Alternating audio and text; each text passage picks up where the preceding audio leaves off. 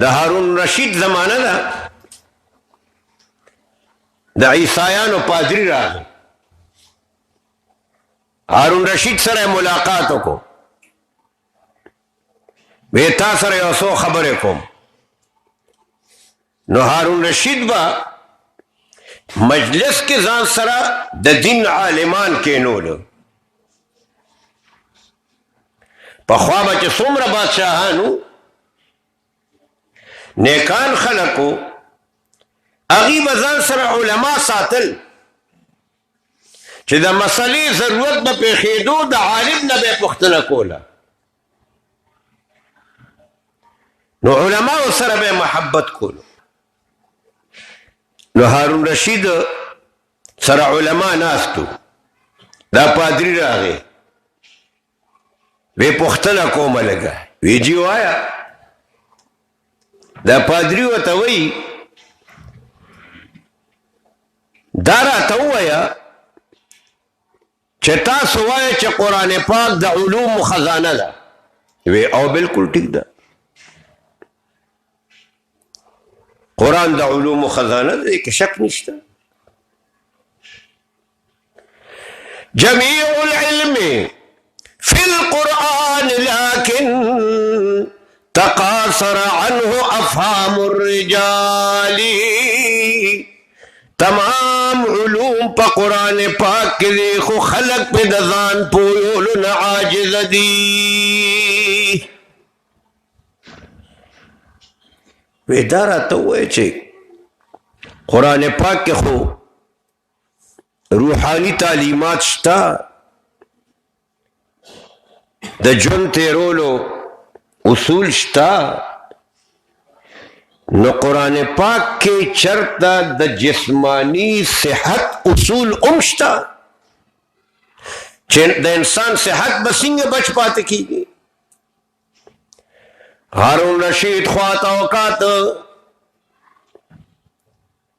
علماء توقات الجواب ورکے. یو عالم پورتا شو علی ابن حسین نامیدہ، وی اوجی قرآن پاک د جسمانی صحت اصول پا یو ٹکی کی خولی دی. وی دا سنگا وی اللہ فرمائی کلو واشربو ولا تصرفو، خورل سکل کوئے خزیاتے مکوئے، زیادتی سر بیا میں دا خرابی گی. صحت بچ ساتے نو خوراک باندازہ کوا، نو خدای وی خوراک کا خو اصراف مکو. اگه پادری وی چې یاره واقعی قرآن خو چې د جسمانی صحت کم اصول خودلی دی دا بالکل صحیح دی.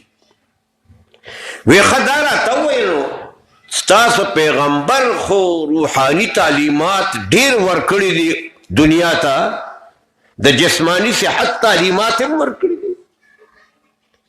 وی او زمونږ پیغمبر صلی الله علیه وسلم یو جمله کې د جسمانی صحت تعلیم ورکړي دی. ویسو وی حضور علیہ السلام فرمائی المعدت بیت الادواء، د انسان معده د مرضونو کور دی. معده ټیک ساته په طریقې ساته د مرضونو بچ کېږي، او که معده ټیک نه ساتي مرضونه به راځي. دا نن چې څونه مرضونه دي په دې خلقو کې دا پخوا نه وو. په ایمان درته وایم چې مونږ خو داسې مرضونه اورو چې چرته مونږ مخکې چې مونږ واړو کو دا مونږ اورېدلم، د هغې وجه سره مخکې به د خوراک یو طریقه وه. سحر به چا څه شی وخوړو، بیا به یې غرمه خوړو، بیا به چرته ماښام روټۍ خوړله. اوس خو وره ټوله ورځ خېټه سړېږي، ټوله ورځ لګیا وي. نو بابا دا خو معده ده چې ته دونه بلا ورغورځی نو بیا به څنګه بچ پاتې کېږي. هلکه دا شوګر دی او دا فلانې دی او دا ډنګرې دی، خوراک کوي بیا ناګهانه ډډه ولګوي سملي. د الله پیغمبر فرمایي د غرمې روټۍ وخوري نو قیلوله کوه، او ماسخوتن چې روټۍ وخوري نو ګرځه. مونږ خوراک وکړو بیا بېغمه سملو، معده به خرابېږي، بیماری به یقینا پیدا کېږي. هغه پادري هارون رشید ته وی چې واقعي ده ستاسو قرآن هم د جسمانی صحت چې کوم اصول بیان کړي دي او ستاسو پیغمبر هم چې کوم اصول بیان کړي دي نو داسې اصول بیان کړي دي چې طب او حکمت یې جالینوس حکیم ته نه دی پرېښودی ټول طب په دې دوه خبرو کې ذکر کړی دی نو ما عرض کوم چې الله وایي در کوم زه خو یوازې په خپله مه خوره د بل غم هم لږ کوه او چې ته د بل غم کې نو الله رب العزت به تعالی درکوي د بني اسرائیلو یو زنانه وه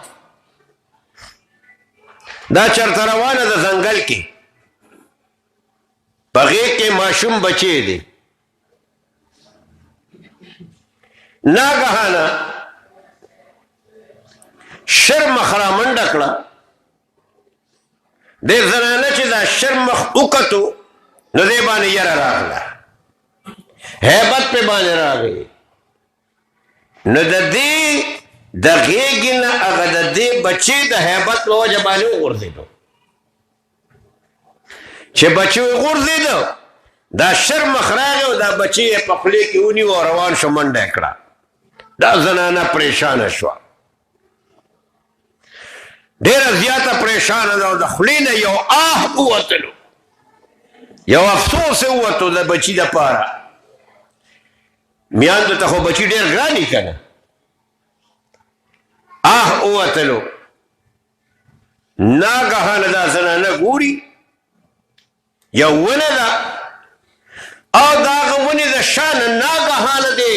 شرمخ ته یو ښایسته مضبوط نوجوان یکدم راووتلو په دغه شرمخ باندې هیبت راغی او هغه ماشوم بچی د هغه د خولې نه پرېوته دغه نوجوان هغه بچی راواغېستو او دې زنانه ته یې راوړی ها دا بچی دې واخله زنانه بچی واغش خو ده ته وایي چې ته یې څوک چې زما د دې بچي د حفاظت ستا په ذریعه باندې وشو ما نه خو شرمخ تختولو دا ته د کمې راغلی چې زما بچی د شرمخ د خولې نه پرېوتو تا راوا دا نوجوان ورته وایي زه د الله فرشته یم الله پاک ستا د بچي د حفاظت دپاره راولېږلما د فرشته یم د انسان په شکل باندې راغلی او دا خدای زه ځکه راولېږلم ای زنانه ته کور ناسته وې تا روټۍ خوړله یو ټوکړه روټۍ دې په لاس کې وه ناګهان یو سوالګري راغی هغه اواز وکړو د روټۍ سوال یې وکړو هغه د روټۍ سوال ستا په زړه کې راغله چې د الله په نوم باندې دې سوالګري سوال کړی د خیر د ځان به لږ اوږې پرېږدمه او دا د روټۍ ټوکړه را سره د نور څه خو نشته دا ټوکړه بدله ورکړمه ای زنانه تا هغه ټوکړه روټۍ واغېسته تا هغه سایل ته ورکړه هغه محتاج ته دې ورکړه ای زنانه تا د روټۍ ټوکړه محتاج له ورکړله دا بچې ستا د زړه ټوټه وه ستا د بدن ټوټه وه تاله د هغې ټوټې په بدل کې الله پاک ستا د بدن دا ټوټه واپس درکړه تا یو ټوکړه ورکړې وه د الله په نوم باندې هغه سایل ته الله رب العزت ستا د بچي چې ستا د زړه ټوټه وه دا تاله درکړله نو الله رب العزت زمونږ او ستاسو له ټولو رازق دی اسباب ساتو خو رزق رسول والا به د الله ذات ساتو او یقین به د هغه په ذات باندې کوو واخر دعوانا ان الحمد لله رب العالمین جی ها سبا ان شاء الله العزیز زمونږ د جمعات کې د 12 بچو غالبا د قرآن پاک ختمونه شوي دي نو هغې کې مونږ یو مجلس که خیري سبا جوړ کړی دی یو بیان به ماښام وي مولانا ګل احمد صاحب ډېر قابل عالم دی د هغه بیان به مولانا لطیف الله صاحب نورمو ډېر یو ښایسته خوش اوازه او خوشکن واعظ دی